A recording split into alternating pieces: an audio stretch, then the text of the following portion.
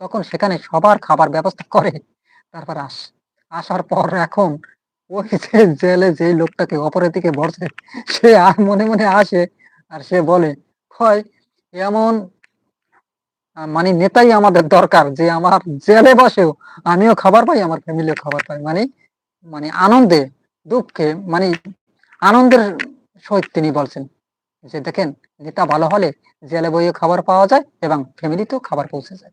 দেখেন, দেখছেন সৎ লোককে যদি আপনি নির্বাচিত করেন আপনার লাভটা কি? আপনার লাভ। আপনি যদি না বোঝেন তাহলে সেটা আপনার আমার ব্যর্থতা। আপনি যদি সৎ লোককে নির্বাচিত করেন তাহলে দেখবেন আপনার